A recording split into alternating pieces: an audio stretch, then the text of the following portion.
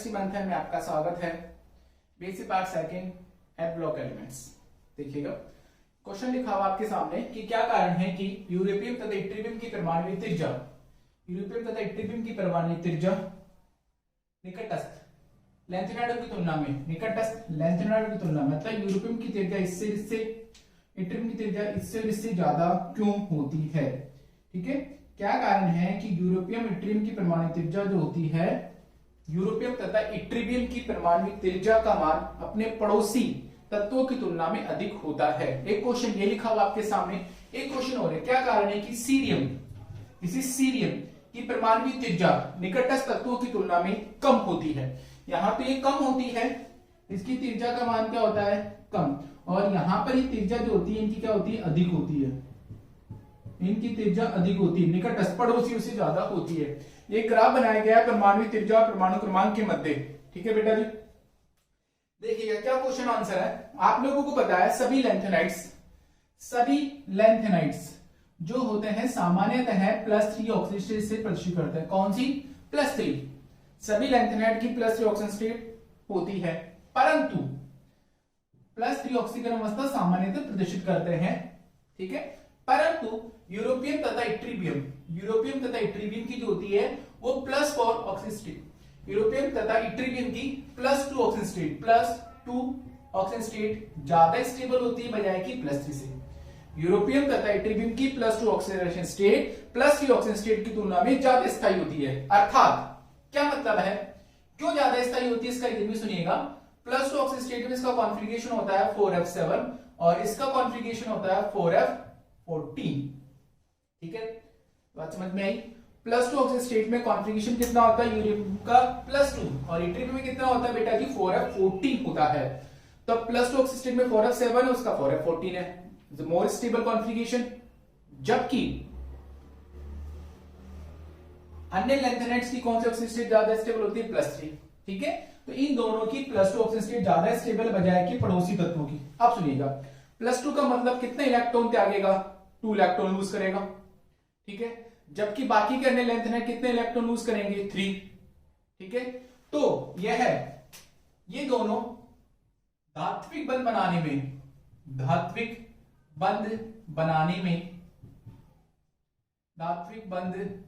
में 2 इलेक्ट्रॉन का उपयोग करते हैं। कितने इलेक्ट्रॉन को यूज करते हैं, ओनली फॉर 2 इलेक्ट्रॉन का यूज करते हैं, जबकि अन्य लैंथेनाइड धात्विक बंध बनाने में 3 इलेक्ट्रॉन का यूज करते हैं। अतः 2 इलेक्ट्रॉन का उपयोग करने के कारण, ठीक है, धात्विक बंध बनाने में कितने इलेक्ट्रॉन यूज करते हैं, 2 इलेक्ट्रॉन का। इसलिए ऑक्सीजन स्टेट क्या होती है, +2 तो +2 ऑक्सीजन स्टेट का जो आकार होगा वो +3 ऑक्सीजन स्टेट से क्या होगा, ज्यादा होगा।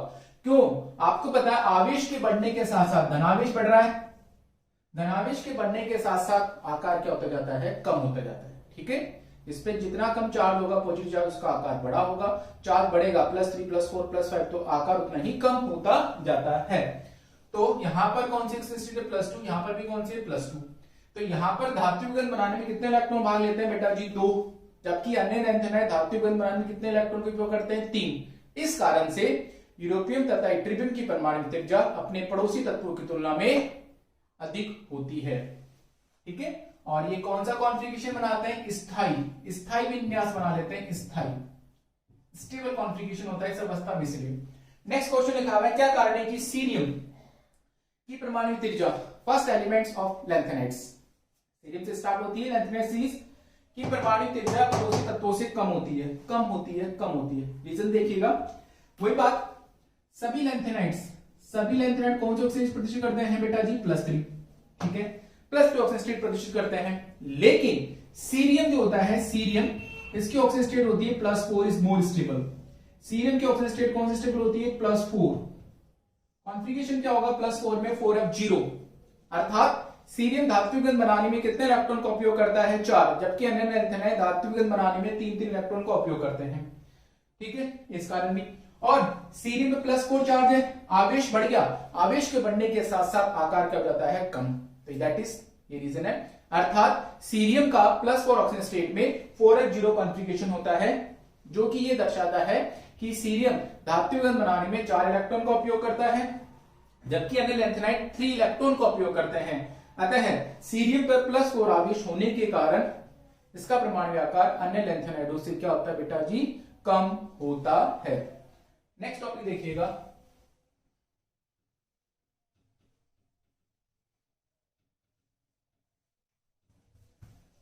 Next properties of lanthanides, magnetic properties. कौन सी प्रॉपर्टीज देखेंगे हम, चुंबकीय गुण, मैग्नेटिक्स प्रॉपर्टीज, चुंबकीय गुण।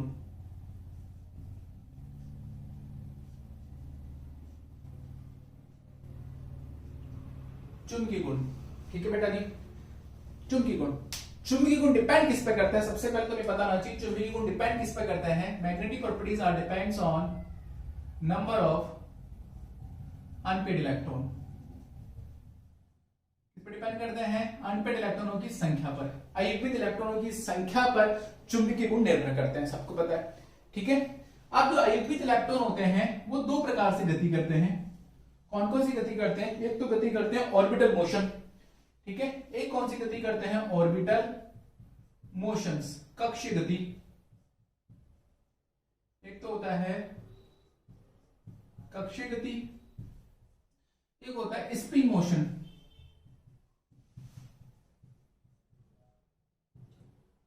स्पिन मोशंस, चक्रण गति, दो प्रकार से गति करते हैं, चक्रण गति और स्पिन मोशन, ठीक है। दो प्रकार से इलेक्ट्रॉन की गति होती है, एक तो कक्षीय गति होती है और एक होती है चक्रण गति। कक्षीय गति और चक्रण गति के कारण चुंबकीय आघूर्ण उत्पन्न होगा। इसके कारण तो होगा कक्षीय चुंबकीय आघूर्ण। इलेक्ट्रॉनों की कक्षीय गति के कारण जो आघूर्ण होगा उसको बोलेंगे कक्षीय चुंबकीय आघूर्ण, और इलेक्ट्रॉनों की स्पिन के कारण जो उत्पन्न होगा उसको बोलेंगे चक्रण चुंबकीय आघूर्ण, ठीक है साहब। इन दोनों के सम्मिलित रूप के कारण, इन दोनों के सम्मिलित रूप के कारण चुंबकीय आघूर्ण निकालते हैं, मैग्नेटिक प्रॉपर्टीज निकालते हैं। इन दोनों के सम्मिलित प्रभाव के कारण हम क्या निकालते हैं, चुंबकीय आघूर्ण निकालते हैं, ठीक है साहब। अब डी ब्लॉक के तत्वों में बात करते हैं। डी ब्लॉक के तत्वों में क्या होता है, अंतिम इलेक्ट्रॉन कौन से कक्षक में जाता है, n-1 डी कक्षक, ठीक है। तो डी ब्लॉक के तत्वों में कक्षीय गति के कारण उत्पन्न चुंबकीय आघूर्ण को शमन मान लिया जाता है। डी ब्लॉक एलिमेंट्स में, डी ब्लॉक तत्वों में कक्षीय गति, कक्षीय गति जो होती है, कक्षीय गति के द्वारा उत्पन्न चुंबकीय आघूर्ण लिगेंड के द्वारा उत्पन्न चुंबकीय आघूर्ण द्वारा क्या जाता है, शमन कर दिया जाता है, शमन। इसकी वैल्यू क्या आती है, इसको नगण्य मान लेते हैं। तत्वों के, डी ब्लॉक के तत्वों में कक्षीय गति के कारण उत्पन्न चुंबकीय आघूर्ण क्या हो जाता है, समन हो जाता है, को नगण्य मानते हैं, ठीक है। तो किसके कारण चुंबकीय आघूर्ण निकाला जाता है, केवल स्पिन के कारण। फॉर्मूला कौन सा लगता है यहाँ पर, √μ=√nn+2, √nn+2 बोर मैग्नेटो। इस फॉर्मूले के आधार पर निकाला जाता है √nn+2 बोर मैग्नेटो। ये तो हमने बात की। अब हमें बात करनी है एफ ब्लॉक एलिमेंट। तो सुनिएगा, एफ ब्लॉक एलिमेंट में ऐसा क्या होता है, एफ ब्लॉक के तत्वों में क्या होता है, डी ब्लॉक के तत्वों में चुंबकीय आघूर्ण किसके आधार पर निकाला जाता है, केवल और केवल स्पिन एंगुलर मोमेंटम के कारण। अब देखिएगा, हमें बात करनी है लैंथेनाइड सीरीज की। लैंथेनाइड श्रेणी में अंतिम इलेक्ट्रॉन कौन से कक्ष में प्रवेश करता है, 4f कक्ष में प्रवेश करता है। किसमें प्रवेश करता है, लैंथेनाइड श्रेणी में अंतिम इलेक्ट्रॉन जो होता है वो 4f कक्षक में प्रवेश करता है। 4f कक्षक में क्या करता है, प्रवेश। अंतिम इलेक्ट्रॉन किसमें प्रवेश करता है, 4f कक्षक में प्रवेश करता है। सुनिएगा, ये जो 4f कक्षक होता है ये अपने चारों तरफ, ये किससे ढका रहता है, 4f कक्षक अपने चारों तरफ 5d, 6s, 6p इन कक्षकों से क्या ढका रहता है। ये जो कक्षक होता है अपने चारों तरफ किस किस कक्षकों से ढका रहता है, 4f कक्षक होगा 5d कक्षक से, 6f कक्षक से और 6p कक्षक के सराउंडेड होता है, ठीक है साहब। तो 4f कक्षक में जो इलेक्ट्रॉन होंगे, इन इलेक्ट्रॉन के द्वारा जो कक्षीय गति होगी, उस कक्षीय गति के द्वारा उत्पन्न चुंबकीय आघूर्ण को या शमन नहीं कर सकते, नगण्य नहीं मान सकते। क्यों नगण्य नहीं मान सकते? 4f कक्षक ढका रहता है 5d 6x 6p कक्षक से ढका रहता है, आता है। ठीक है, इसमें प्रवेश करता है। तो इस प्रवेश करने के कारण 4f कक्षक में जो इलेक्ट्रॉन होंगे, इलेक्ट्रॉन इनके कारण कौन सी गति होगी? कक्षीय गति। इस कक्षीय गति के कारण जो चुंबकीय आघूर्ण होगा, कक्षीय चुंबकीय आघूर्ण, इसको नगण्य नहीं कर सकते,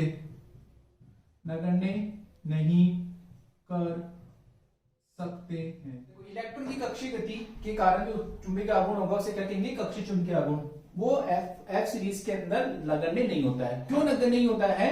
क्योंकि ये 4f 5d 6s 6 से ढके रहता है। अतः 4f कक्षक के कारण, 4f कक्षक में से इलेक्ट्रॉन के कारण कक्षीय चुंबकीय आघूर्ण लिगेंडों के इलेक्ट्रॉनिक प्रभाव के कारण उत्पन्न चुंबकीय आघूर्ण द्वारा उदासीन नहीं हो पाता है। दोबारा से बोल रहा हूं, लैंथेनाइड सीरीज में 4f कक्षक में इलेक्ट्रॉनों की कक्षीय गति के कारण उत्पन्न कक्षीय चुंबकीय आघूर्ण का जो मान होता है वो लिगेंडों के इलेक्ट्रॉनिक प्रभाव के कारण उत्पन्न चुंबकीय आघूर्ण द्वारा उदासीन नहीं हो पाता है। अतः लैंथेनाइड सीरीज में चुंबकीय आघूर्ण दो कारणों से होता है। एक होता है कक्षीय चुंबकीय आघूर्ण और एक होता है आपके चक्रण चुंबकीय आघूर्ण। कक्षीय चुंबकीय आघूर्ण और चक्रण चुंबकीय आघूर्ण, इन दोनों के सम्मिलित रूप के कारण चुंबकीय आघूर्ण निकाला जाता है।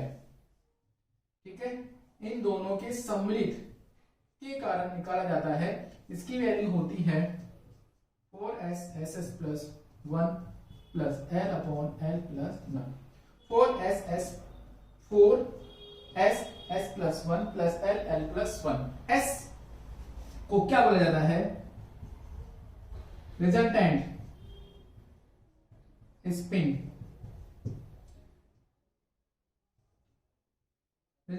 Spin, angular momentum. इसकी वैल्यू होती है n/2 के बराबर। और कैपिटल L को बोला जाता है रिजल्टेंट ऑर्बिटल एंगुलर मोमेंटम। ठीक है, ये इसकी वैल्यू होती है। इसका मान कैसे निकालते हैं? L1 plus L2 plus L3 plus and so on. ठीक है बेटा जी, ये इसका फॉर्मूला होता है। H इज इक्वल टू होता है n/2। n का मतलब होता है नंबर ऑफ अनपेड इलेक्ट्रॉन, अर्थात S और कैपिटल L आपस में कपल करते हैं, युग्मित करते हैं। कैपिटल S और कैपिटल L आपस में क्या करते हैं? युग्मित करते हैं। इनके युग्मन के फलस्वरूप एक नई क्वांटम जनरेट होती है, S प्लस L। S तथा L की क्या होती है? कपलिंग होती है। S तथा L के कपलिंग होने से एक नई रिजल्टेंट क्वांटम बनती है J। ठीक है, ये J मिलती है। तो हमने ही देखा फॉर्मूला, तो क्या फॉर्मूला होता है इसका? ये होता है mu is equal to G J plus 1। इस फॉर्मूले से इसका क्या निकालते हैं? चुंबकीय आघूर्ण निकालते हैं। G होता है वो लैंड G फैक्टर होता है। G को क्या बोला जाता है? G होता है वो कहलाता है लैंड G फैक्टर। G को क्या बोला जाता है? लैंड G फैक्टर बोला जाता है। इसका जो मान होता है G की वैल्यू होती है 1 plus J plus 1 plus L plus 1 minus SS plus 1 upon 2J plus 1 होता है। ठीक है, इसकी जो वैल्यू होती है वो कितनी होती है? I again repeated 1 plus JJ plus 1 plus SS plus 1 minus LL plus 1। ये करेक्शन कीजिएगा, 1 plus JJ plus 1 minus LL plus 1 plus SS plus 1 upon 2JJ plus 1। ये इसका फॉर्मूला होता है। ठीक है, इस तरीके से हम क्या निकालते हैं? लैंथेनाइड सीरीज के लिए चुंबकीय आघूर्ण का मान निकालते हैं, जो किस पर डिपेंड करता है, वो कक्षीय चुंबकीय आघूर्ण तथा स्पिन एंगुलर मोमेंटम दोनों पर निर्भर करता है। देखिए बेटा जी, एक ब्लॉक के अंदर ही नेक्स्ट टॉपिक है हमारा कॉम्प्लेक्स फॉर्मेशंस। कॉम्प्लेक्स फॉर्मेशंस क्या होता है, जब मेटल आयन लिगेंड के साथ इंटरेक्शन करता है, मेटल और लिगेंड इंटरेक्शन करते हैं तो लिगेंड के द्वारा मेटल से क्या बनाया जाता है, कोऑर्डिनेशन बॉन्ड बनाया जाता है। तो इसके फलस्वरूप जो कंपाउंड बनते हैं लिगेंड और मेटल के कारण, से कहा जाता है कॉम्प्लेक्स कंपाउंड। संकुल बनने के लिए एक मस्ट कंडीशन होनी चाहिए, मेटल आयन पर आवेश अधिक होना चाहिए, उसका आकार क्या होना चाहिए, कम। मेटल आयन पर आवेश अधिक होना चाहिए और उसका आकार क्या होना चाहिए, कम। तो लैंथेनाइडों की संकुल निर्माण की जो प्रवृत्ति होती है साधारणतः कम होती है। क्यों कम होती है, लैंथेनाइडों में निम्न आवेश होता है, आवेश की मात्रा कम होती है और आकार अधिक होता है। ठीक है, डी ब्लॉक के कंपैरिजन में अगर बात करें तो डी ब्लॉक के तत्वों की तुलना में लैंथेनाइडों की संकुल निर्माण की जो प्रवृत्ति होती है कम होती है, बिकॉज आवेश कम और आकार अधिक होता है। फिर भी हम कुछ पॉइंट बात करेंगे।